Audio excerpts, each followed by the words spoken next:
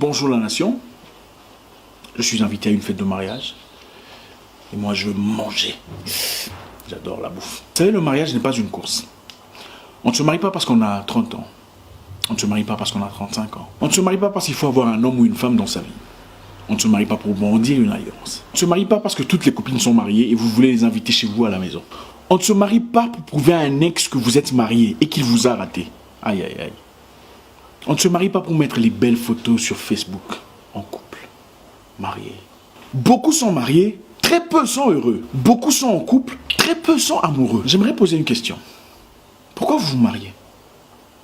On ne se hâte pas d'épouser une personne parce qu'on a peur de la perdre. Si vous êtes capable de perdre une personne à qui vous êtes loyal, amoureux et correct, cette personne ne vous mérite pas dans sa vie. Beaucoup de personnes se marient pour les mauvaises raisons.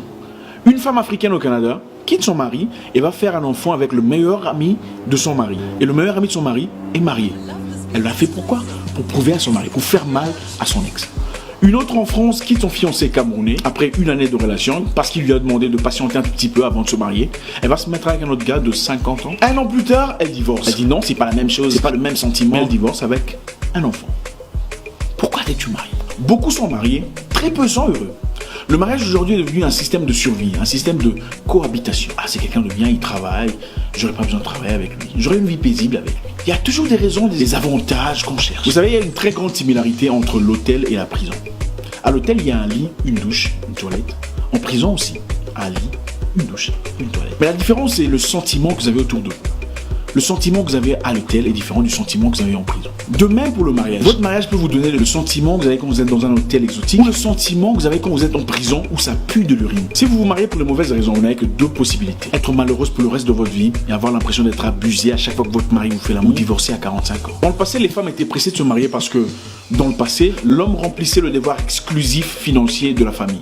Donc ils prenaient charge, prenaient soin de tout le monde. Et beaucoup de femmes d'ailleurs, après l'obtention de leur bac, se décidaient de se marier et décidaient de ne pas continuer à l'université. Une de mes soeurs par exemple, ma grande soeur, après l'obtention de son bac, elle dit à mon père: papa, moi je veux pas aller à l'université, j'ai mon bac, je suis une femme, je dois me marier. Mon père était triste parce que, en tant que père de deux médecins, un avocat, un procureur, il était triste de voir qu'une de ses filles voulait pas continuer ses études. Papa essaya d'insister, mais elle refusa, elle dit: non, je veux pas continuer mes études, je me marie. 5 mois plus tard, elle revint dire à mon père: papa, je veux que tu m'inscrives à l'université, je veux continuer mes études. Papa choqué, voulait comprendre par quel miracle avait-elle changé d'avis. Après quelques enquêtes, vite il comprendra. C'est le copain de ma soeur qui lui a encouragé de rentrer à l'université. La réaction de mon père: ah, il peut venir, hein, vous mettre ici et discuter, y a pas de problème. Bien qu'il était moche, bon, mon père l'a accepté quand même. Enfin, je veux dire, il était pas aussi beau que moi.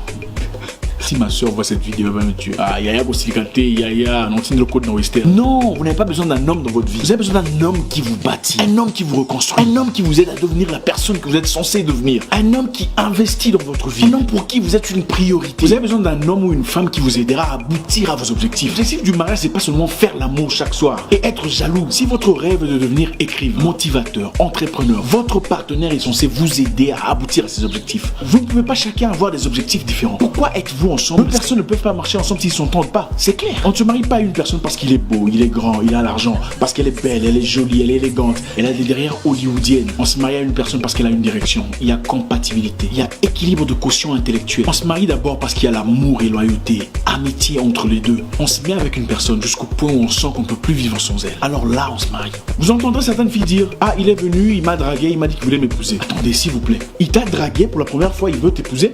Le gars te connaît même pas. Et si t'es une sorcière, comment peux-tu dire que tu veux épouser quelqu'un? Tu ne sais même pas si elle fait encore pipi au lit. Comment peut-il épouser une personne qu'il ne connaît pas? Ça n'a pas de sens. Pouvez-vous épouser une personne que vous ne connaissez pas? Vous ne connaissez pas ses défauts, vous ne connaissez pas ses qualités, vous ne connaissez rien sur elle. Vous voulez épouser la personne? Non, il faut arrêter. Il faut réfléchir. Une personne vous épouse après vous avoir connu, après avoir senti votre force, vos défaillances. Et c'est ensuite qu'il se dit: je veux cette femme, malgré ses erreurs, malgré ses bêtises, je veux être avec elle. Que nous le voulions ou non, nous sommes tous aujourd'hui le produit de gens avec qui nous avons été dans le passé. Toute personne avec qui vous vous mettez vous laisse quelque chose. Que nous le voulions ou non. Ne vous fiez pas aux apparences. La plupart des gens qui sont mariés sont malheureux. Ils ne vous le diront pas. Moi je le sais. Je reçois plus de 200 messages par jour. Inbox. Mariez-vous pour les bonnes raisons. Posez-vous la question de savoir: la personne que j'ai devant moi a-t-elle les qualités, les aptitudes de faire de moi une meilleure personne? Quel que soit un homme ou une femme. C'est à vous de voir. Mon nom est Isaac Mouekessa. Le guerrier noir. Je vais à la fête. Votre frère.